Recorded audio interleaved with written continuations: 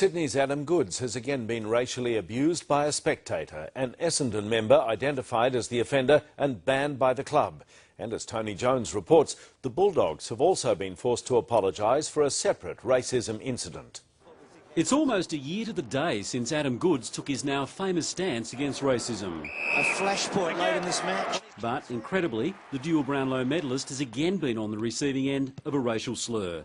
This time from an Essendon supporter last Friday night. It was another Essendon member who alerted authorities to the abuse. There is no place for vilification at an AFL match. And I think we're very proud of the way that our clubs have handled this. Accordingly, the Bombers have shredded the supporters' membership. Although disappointed, Goods has said there is a positive to come out of this, and that is the willingness of people in the crowd, regardless of the colours of their scarf and jumper, to draw a line in the sand and say that this is not acceptable. Goods wasn't aware of the abuse until after the game.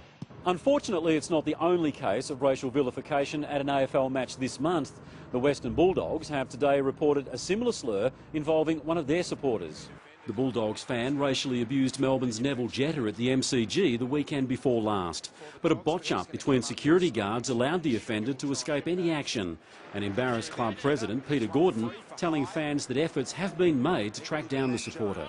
Despite those attempts being unsuccessful, we remain entirely satisfied that the racial abuse occurred and that unfortunately it came from one of our own Bulldog supporters. In a statement, Jetta said, "I am disappointed for my family and friends to be subjected to these types of remarks, and it's completely unacceptable that these sorts of comments still exist in our society today." Sadly, the AFL community is again reeling from racism, just 2 weeks before embracing its Indigenous round. Tony Jones, 9 News.